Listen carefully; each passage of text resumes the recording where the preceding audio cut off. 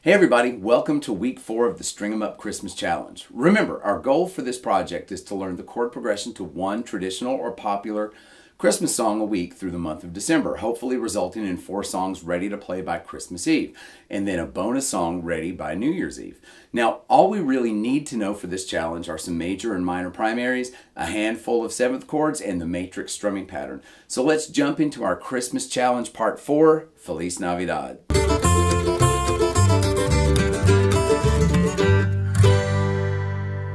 Howdy, in my private lessons I get one Christmas song request more than almost any other, maybe even more than Jingle Bells, and yes, you already know from the title it's FELIZ NAVIDAD.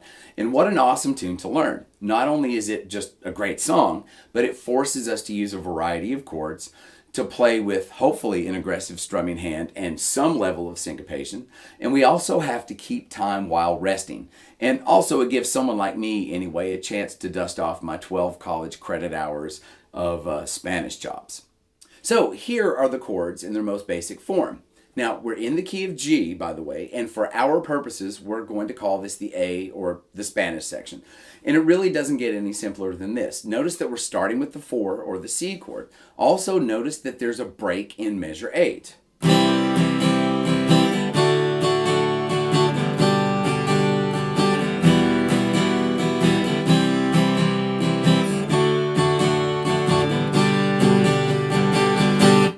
And any matrix-based strumming pattern will work really nicely. And we're going to soup that up in just a minute, so be patient. Now, if you're comfortable with the Spanish text, you should be playing and singing it in no time. Feliz Navidad, Feliz Navidad, Feliz Navidad, Prospero año y felicidad. Okay, so what about the B section? Well, it's almost the same. The only difference is that in measure 4, we play a G7 instead of an E minor. And the lyrics are in English.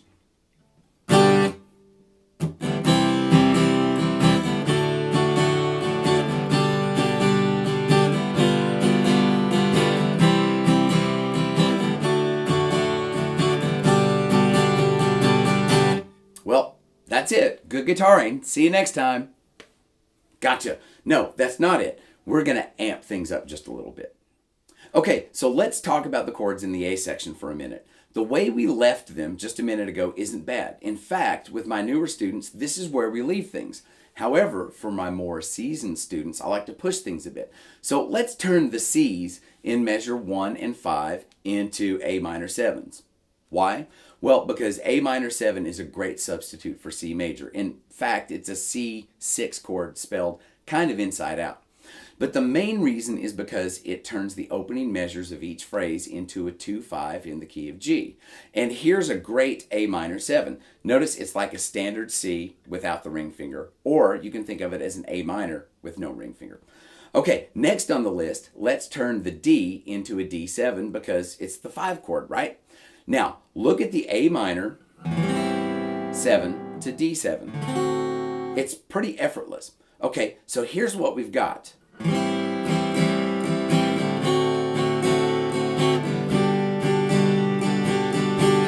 So it's picked up a little bit of a jazzy flavor.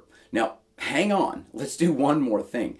If the chord in measure 5 has become an A minor 7, what does that do for the E minor in measure 4? Well, because E is the 5 of A, it can become an E7. And look at this fingering sequence. This is simplicity itself. This E7 to an A minor 7 to a D7 and then back to a G. Now, this E7 is a powerful flavor, and the G sharp of that chord can clash with the G natural in the melody. However, that clash is actually a nice one because it produces an E7 sharp 9 on the way back to the A minor 7, and that's just jazz in a bottle. Seriously though, be careful with this option. So here's where the A section stands now. Feliz Navidad, Feliz Navidad, Feliz Navidad, Prospero año y felicidad. I'll do it again. Feliz Navidad, Feliz Navidad, Feliz Navidad, prospero año y felicidad. Now, usually I like to use the E7 option only during Christmas jazz gigs, particularly for the soloists to sink their teeth in. Again, be careful, that E7 is a powerful sound against the melody note. So, can we soup up the B section any? Well, we could, but I actually wouldn't. Let's give it a bit of breathing room and let it contrast to the A section. So, here's the whole thing when it's strung together. Feliz Navidad, Feliz Navidad, Feliz Navidad, prospero año y felicidad. Feliz Navidad, Feliz Navidad,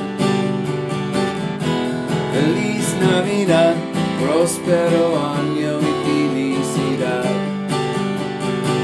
I wanna wish you a Merry Christmas. I wanna wish you a Merry Christmas. I wanna wish you a Merry Christmas from the bottom of my heart. I wanna wish you a Merry Christmas. I wanna wish you a Merry Christmas. I wanna wish you a Merry Christmas from the bottom of my heart. Now, it sounds pretty slick, right? And all I'm really doing is playing a standard alternating matrix strumming pattern. Okay, so can we ratchet our strumming up just a little bit? Yes, but let's not go overboard. So I have just one suggestion. And this can be a bit of a head scratcher if the idea is new to you. I would anticipate the chord changes in measures 2, 4, and 6 by 1/2 count. In other words, land on each of these chords on the upstroke of count 4 of the measure preceding it. Here's what it looks like. 1 and 2 and 3 and 4 and 2 and 3 and 4 and 1 and 2 and 3 and 4 and 2 and 3 and 4. 1 and 2 and 3 and 4 and 2 and 3 and 4 and 1 and 2 and 3. Now, there's all sorts of other things we could do, but it might just clutter things up a little bit in our rhythm part. So let's just keep it energetic, rhythmic, and most of all, simple and to the point. And here's an example of what everything sounds like only on the A section. Feliz Navidad, Feliz Navidad, Feliz Navidad, prospero año y felicidad. Feliz Navidad, Feliz Navidad, Feliz Navidad, prospero año y felicidad. And don't forget the cha-cha-cha. It's a great way to end this tune, and plus it kind of makes people giggle a little bit.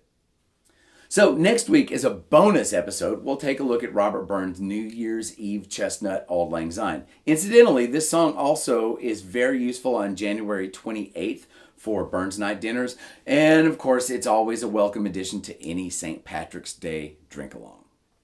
Please like, share, and subscribe if you like what I do. Hit the notification bell so you'll always know when a new episode drops. And feel free to leave comments or any suggestions for any topics you might like to see in some future videos.